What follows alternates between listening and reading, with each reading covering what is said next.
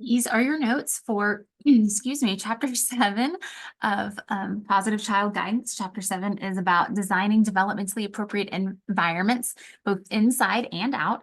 There's a lot to unwrap in this chapter, so we're actually going to spend 2 weeks on it.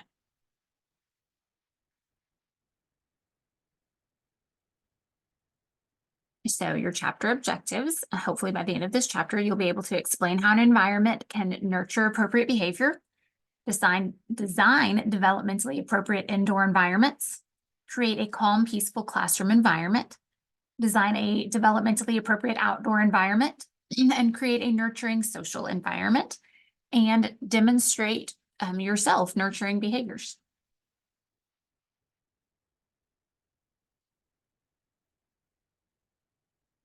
So how does the environment nurture appropriate behavior? So you'll see a phrase on here, pro-social behavior. So we got to define what that is before we can work on it. It refers to actions that are intended to benefit others or society as a whole. And so it includes acts of kindness, of empathy, of sharing, and cooperation. It's all about being helpful and caring towards others. And so that's the type of behavior that we're obviously trying to promote in our classroom and with children that we work with. So they don't come into the world equipped with these skills. Like it's not in a baby's nature to share a toy with a friend. So we have to teach these.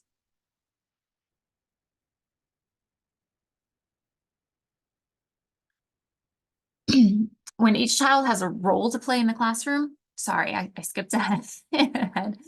So 3 key elements of pro-social behavior are that it benefits others and demonstrates the presence of a social conscience. Antisocial behavior, on the other hand, would harm others and indicate a disregard for the rights and needs of others. Pro-social behavior helps the child gain a sense of connection to the family, to the child care center, to the neighborhood, to the play group, and or the school. And if every child has a role to play, then the children become a learning community because it helps create a sense of belonging and community. It allows children to feel valued and important, and it promotes teamwork and cooperation. So by giving children responsibilities and involving them in decision-making, it fosters a supportive and inclusive environment where everyone contributes to the overall well-being of the classroom community. So it's like the classroom is one big team and everybody has their part to play. And of course, you've been learning since day 1 in your child development classes the importance of play in childhood, and that is how children learn. It's also super important for pro-social behavior because it provides a safe and fun space for the children to practice and develop their social skills. It's through play that children learn to take turns, to share, to cooperate, and to empathize with others. And it helps them understand different perspectives, helps them resolve conflicts, and helps them build positive relationships all around. Plus, it's fun and it sparks creativity, imagination, and joy. So adapt indoor environment takes into account each child's unique needs, their interests, their abilities, creating a space where they can actively engage and explore. So it promotes the development of important skills like problem solving, creativity, and social interaction. And by providing age-appropriate materials and activities, it helps them feel confident and successful in their learning. Obviously, they're not going to feel that way if they're faced with toys and challenges that they're not ready yet. They're not going to feel successful, and that's going to hurt their self-confidence and in turn hurt their behavior. So adapt environment fosters a sense of belonging and of safety, and that's essential for children and all people to thrive and develop a positive attitude. But in this case, it helps them develop a positive attitude towards learning.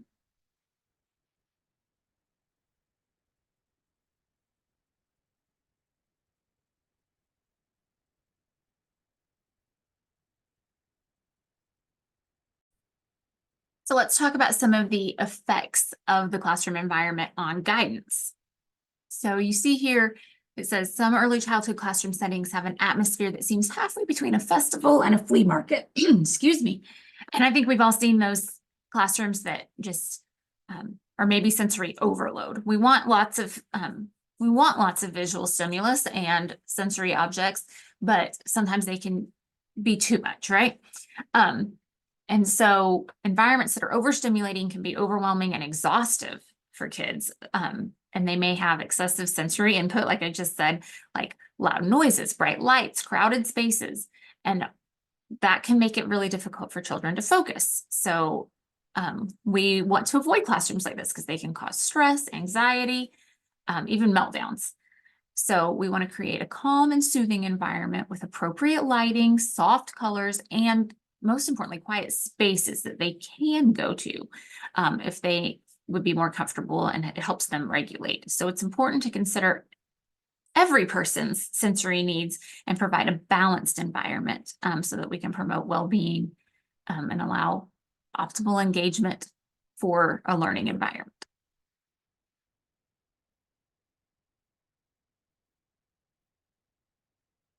Just giving you a minute to read these.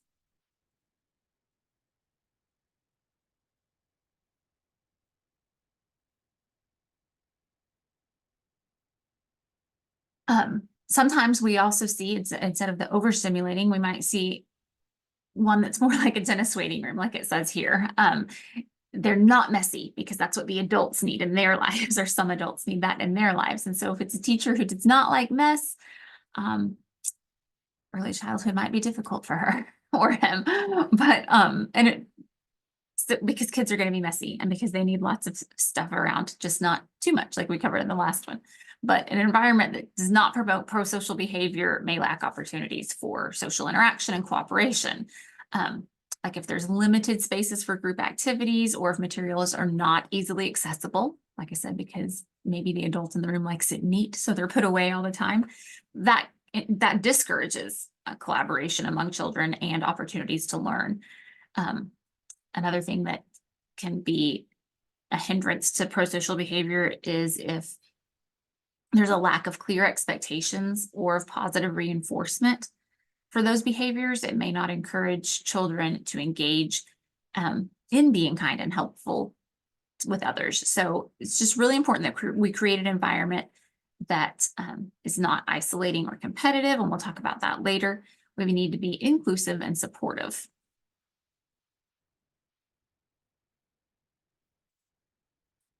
So in a DAP environment, there's a focus on understanding and respecting each child's unique needs, interests, and abilities. It provides a safe and nurturing space where children can explore, learn, and grow. And teachers in a DAP environment use positive guidance strategies to help children develop self-regulation skills and to make positive choices. They create clear and consistent expectations. They offer guidance and support. They encourage problem solving, and they talk about conflict resolution skills. So the environment's filled with age-appropriate materials, engaging activities, and opportunities for social interaction, because that's going to promote the holistic development of every child.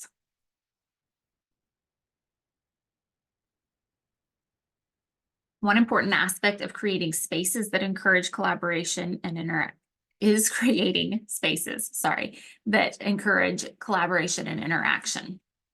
For example, having a cozy reading corner with comfortable seating can invite children to read and share books together. Including areas for group activities like a puzzle table or a building block station fosters teamwork and has them cooperating with one another.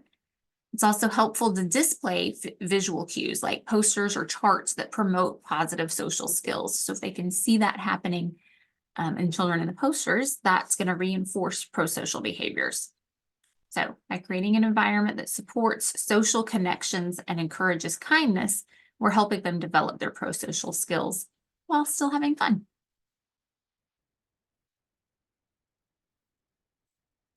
So to create a calm, peaceful environment that promotes pro-social behavior, there are several key things you can do. First, you can establish clear expectations and positive behavior guidelines that are going to encourage, once again, kindness, empathy, cooperation, and that's going to help set the tone for respectful interactions. Second, you can provide designated spaces for relaxation and reflection, such as those cozy reading corners that we talked about in the last slide, or other quiet areas. And that's where, if they need to, they can go to take a break and recharge and find some peace. You also want to incorporate elements of nature, like plants or natural lighting, because they're going to have a calming effect. And finally, you're going to want to foster a sense of community, which we've also already talked about, by encouraging collaboration, teamwork. Like we said, the classroom can be like a little team where everybody has their role. And inclusive environments. So by combining all of these, you're hopefully going to create an environment that cultivates all the things of pro-social behavior that we would like to see.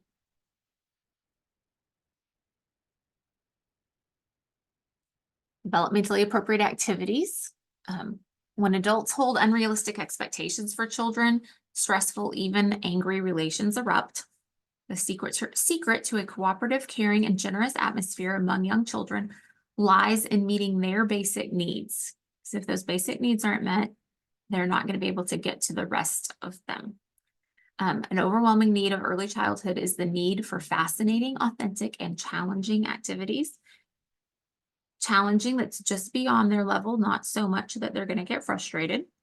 And children find joy and satisfaction in activities that are developmentally appropriate. Consistency is important because caregivers, not because. So consistency is important. And sometimes caregivers have this idea that if something doesn't work the first time, it'll never work and they just give up. But that's not the case. Sometimes it takes several times for something to work. So they eventually change a behavior when they comprehend and remember that the action will consistently be stopped or redirected. So if it doesn't work the first time, keep trying and they'll learn that consistency there. Children learn positive ways of interacting with others when we can be consistent and persistent. And our task is to structure a consistent and predictable environment where children are allowed adequate periods to develop new skills. So the word of this slide is consistent. Consistency, consistently, consistent, consistent. Just let that be what soaks in for this slide. Be consistent. What's special about a DAP environment?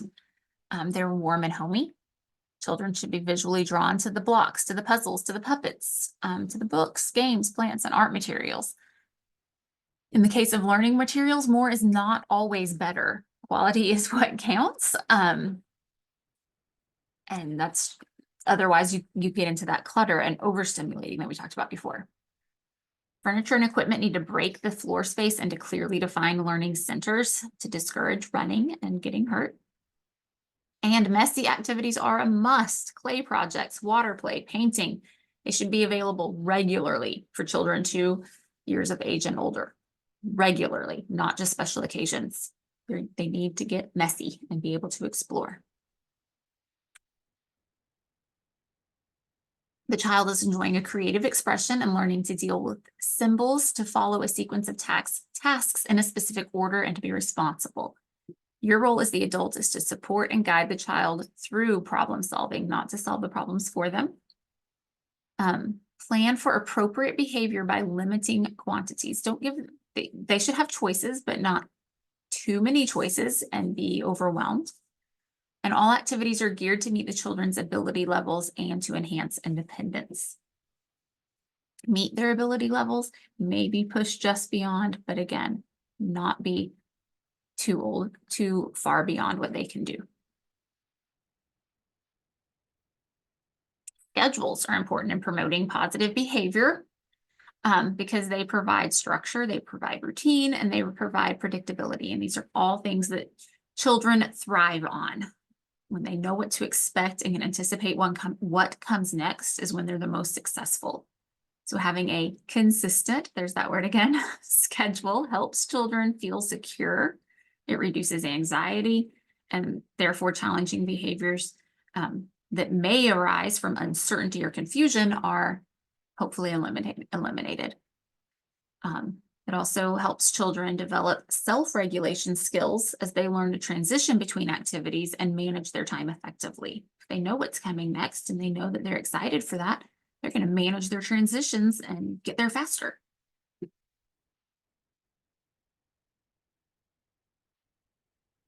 Effective transitions play a crucial role in child guidance and in early childhood. Smooth and well-managed transitions help children to navigate between activities and routines easily. Reduces stress and any potential behavior problems. By providing clear expectations, visual cues, and verbal reminders, transitions become more predictable and enjoyable for children. This promotes successful transitions promotes in them a sense of autonomy and self-regulation as they learn to transition independently. And effective transitions allow for seamless continuity of learning experience. So that fosters engagement and it maximizes our time with them if we can be effective with transitions.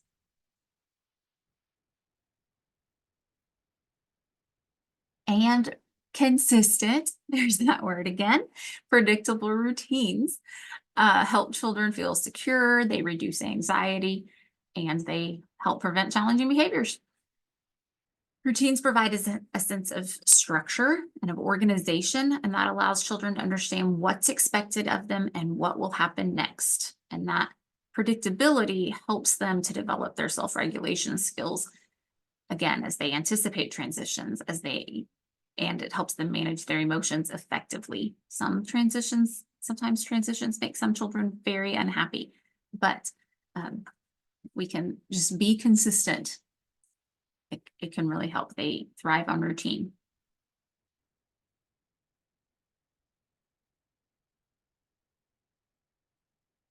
All right, and the outdoor environment is important too, and has lots of ways to promote pro-social behavior. It can encourage cooperative play by providing ample space for group activities and games. It fosters teamwork by organizing outdoor challenges or projects that require collaboration. You can promote empathy even when outdoors, and that kindness again by engaging in nature-based activities that involve caring for plants or animals. And the outdoor environment can create opportunities for problem solving and conflict resolution through the outdoor games that you play or any group activities. Finally, you've got to model pro-social behavior yourself by demonstrating that kindness, respect, inclusivity, but you can do that outside just like inside.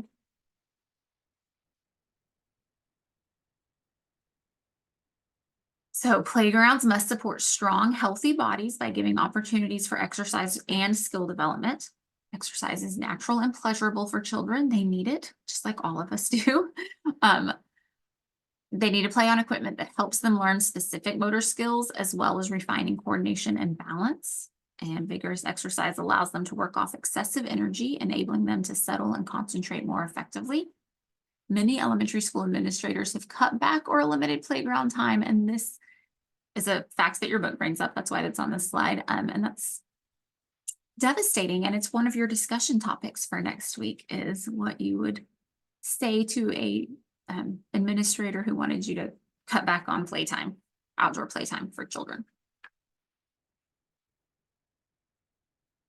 Playground's a wonderful place for them to develop social emotional skills. You have an important role in that as the teacher in supporting them through their ups and downs of playground friendships. That does seem to be where lots of conflict can occur, but even that conflict is learning experiences. So we need to be mindful of that as we help resolve these conflicts. Playing together gives children, excuse me, a chance to consider viewpoints that might differ from theirs. And play teaches many valuable social skills and helps children become sensitive to others' needs and feelings.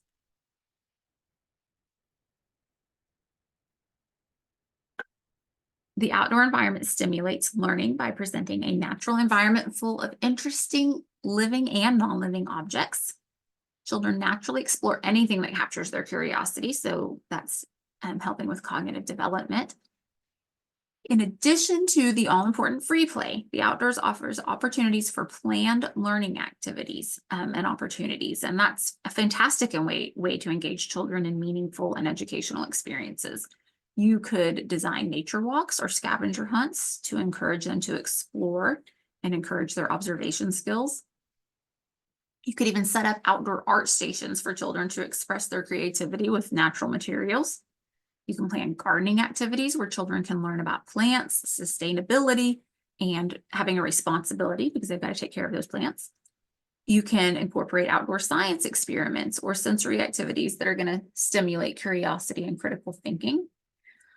So there's lots that you can plan outside, and by planning outdoor activities or learning opportunities, you're providing them with hands-on experiences that promote curiosity, problem solving, and just having a deeper connection with the natural world. Sorry, I deflected. Here it goes on to say, because outdoor play tends to be especially active and sensory, children with all learning styles can benefit. I'm just a big fan of, if it's a pretty day outside, anything that you can be doing inside, take it outside. They just, they need that outside, that vitamin D, that fresh air. And there are so many days that it's too hot or too cold, or the wind is blowing too hard around here that we have to miss it, that any opportunity to be outside, take it.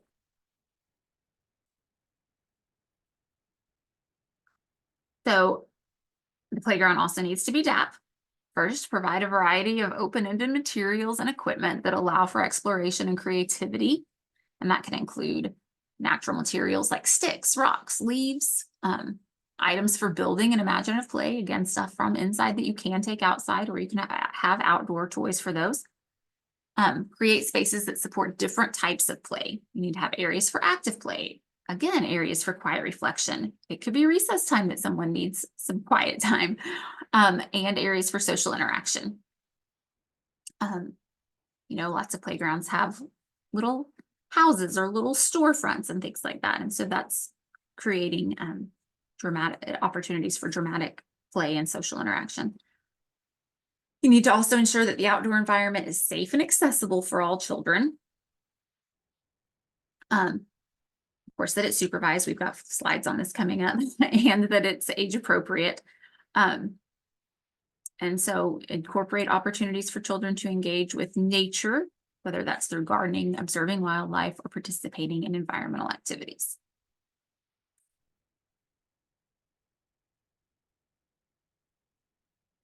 Safety is, of course, a concern on the playground. So I'll give you a second to look through these. In our nutrition, health, and safety course, we, of course, elaborate on this more. Not that you need to wait till then to be safe. Of course, they need constant supervision by you. So it's important that you realize that that is your job when you're out there. It's not your break time. I'm not accusing any of you thinking that. I just want to emphasize that, it's your time to not just watch for safety, but to interact, like we talked about before, socially, and help them navigate different social opportunities that come up. Again, I'll give you a minute to read this.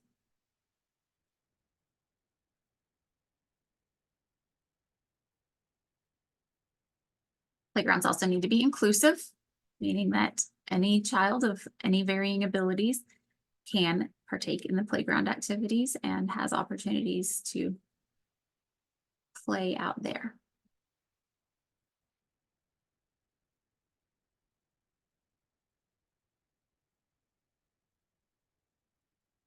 So have you ever heard of a green playscape? That's an outdoor play area that is designed with a focus on incorporating nature and promoting environmental sustainability. Typically, it includes natural elements like trees, plants, gardens, and water features even. And the goal of Green Playscape is to provide children with opportunities to connect with nature, to engage in imaginative play, and to learn about the environment. Often Green Playscapes prioritize open-ended play, sensory experiences, and exploration. So by immersing children in natural environment, the idea is that Green Playscapes are trying to foster a sense of wonder, of curiosity, and just for appreciation of the natural world. So a question for you about green playscapes. What has research shown about the relationship between children and green playscapes? You can pause it and see if you can find that on your book or do some research.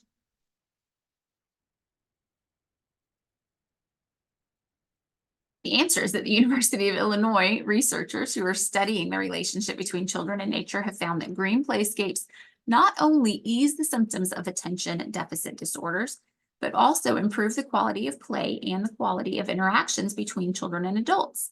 They found dramatic differences in the way children use flat surface playgrounds with big steel and plastic equipment and the way they use versatile green playscapes. Children use the playscapes longer, more creatively and more peacefully. The nurturing social environment. Sometimes a child's behavior can vary depending on the environment they are in.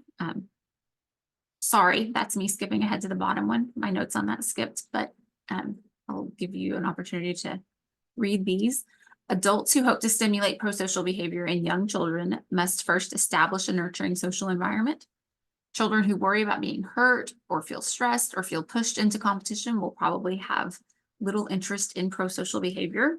Children who are afraid that their own needs will not be met may not be able to be generous with others.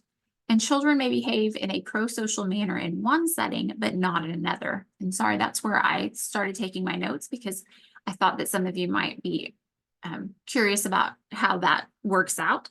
And sometimes it's that a child's behavior can vary depending on the environment, and that there are several factors that could contribute to that. It could be that the child feels more comfortable and familiar in one environment, which can make them more likely to exhibit prosocial behavior.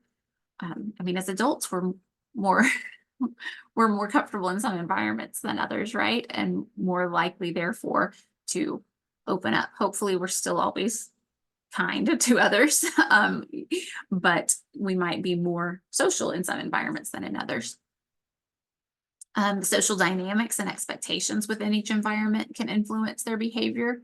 If they observe positive role models or are encouraged to engage in prosocial behavior in one setting, hopefully they're going to be more inclined to behave in prosocial behavior. But on the other hand, if they have another environment where they experience a lack of guidance or witness negative behaviors, they're going to be less likely to exhibit themselves in that environment.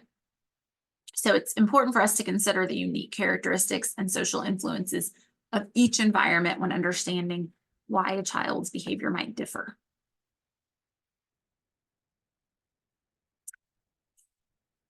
So the importance of playful learning. These are notes from your book that will make more sense as you read this section, but it does talk about some of the reasons that children, some of the behaviors they might exhibit, or some of the reasons for those behaviors when playing with others.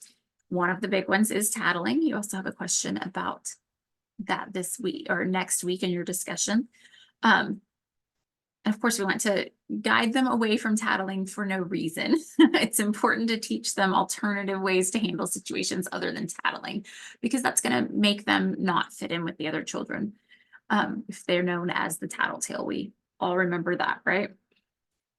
Encourage them to consider instead whether the behavior they want to report is actually harming someone or if it's just a minor issue, and help them to understand the difference between tattling as a way to seek help when someone is in danger or being hurt versus just tattling for whatever intrinsic reason that they have. So we've got to teach them to teach problem-solving skills instead of tattling when it's not appropriate to tattle, like talking it out or finding some kind of compromise instead of immediately running to an adult. And that empowers them. It empowers them to resolve conflicts on their own, and therefore fosters independence in them. It promotes a more positive and cooperative environment overall.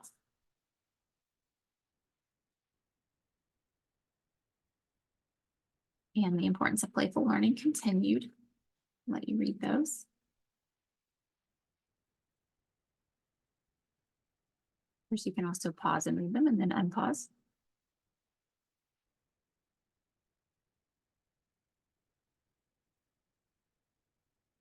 So, as your book tells you, we're often tempted to use competitive challenges because they work more powerfully and effectively sometimes than nagging or threatening, obviously nagging or threatening. But sometimes that's not the best. We want to create a cooperative rather than a competitive setting in early childhood. to foster positive relationships and to promote this pro-social behavior we've been talking about. One way to do this is by encouraging collaboration and teamwork, by providing opportunities for children to work together on projects or engage in group activities where they can learn to share, take turns, and support one another. And we want to emphasize the value of cooperation and highlight the benefits of working as a team, like we've been talking about. We can celebrate individual achievements while also recognizing the collective effort. So by creating a cooperative environment, they can develop those important social skills we've been talking about.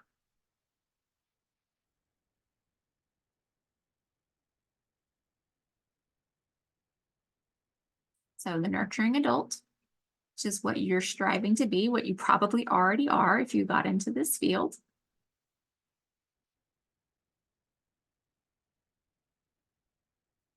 That third bullet says the first step toward positively shaping children's behavior is simply setting a good example. Be what you want them to be. Show kindness, show assertiveness, show empathy. And when they see that in the adults around them, that's going to come naturally as they continue to watch you. What about physical punishment? Research tells us that physically punishing children is an inappropriate and ineffective method of discipline. It increases the likelihood of aggression in childhood, later on in life. Sometimes adults incorrectly think that if mild punishment doesn't work, they just need to punish harder. And that's not the case. Children who were physically disciplined had the worst behavior problems and the least positive relationships with parents. I will have to find it sometime and share in a 30-year research we're talking about of children following the same children. And research tells us that caregiver warmth, sensitivity, and understanding support positive emotional, social, and intellectual development. So if this is the case, why is spanking so common? While some people may believe that spanking is an effective discipline strategy, research does tell us otherwise. Studies have shown that spanking can have negative effects on children's well-being and their development. It can lead to increased aggression, mental health issues, and a strained parent-child relationship. That first one bullet there says lots of children who are spanked manage to grow up to be respectful, bright, healthy, and responsible. Yes, they manage to be in spite of the spanking. The best thing to do is positive discipline techniques that focus on teaching and guiding, not punishing, certainly not punishing physically.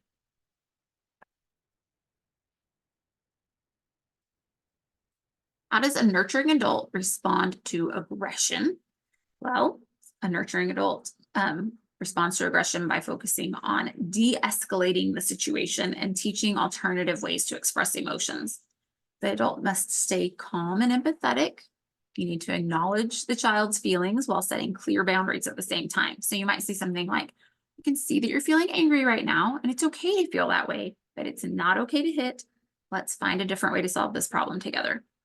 So there you're modeling, you're being a good role model, modeling calmness, providing guidance to them, and you're being a nurturing adult who helps them learn how to manage their emotions and to resolve conflicts in a peaceful way. Learning appropriate behavior through imitation. So just like I talked about before, they're little sponges that are soaking in what's around them. And the best thing you can do is imitate or is model, what you want them to be, and they can imitate it.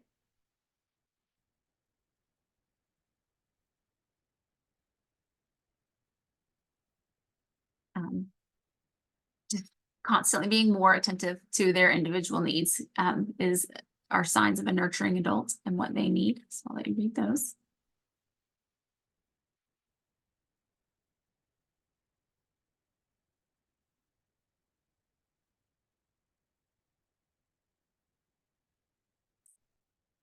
Can I be both assertive and caring? Absolutely, you can be both assertive and caring. Being assertive means setting clear expectations, boundaries, and even consequences, while also being respectful and empathetic toward children.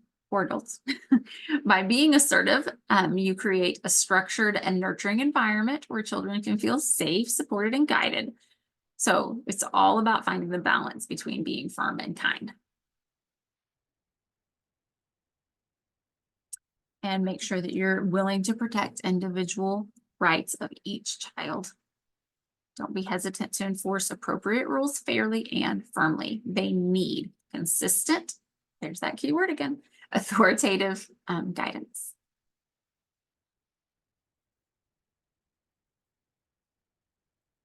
So just to reflect on yourself, think back to your childhood, preschool, and school experiences. Who were the nurturing adults in your life? Think about what they did that showed you they were nurturing, safe people. Which of those behaviors do you think you will also model or currently do in the classroom for your students? That's just for you to reflect on. And here's some self-assessment. So make sure you can answer all of these questions based on your readings this week.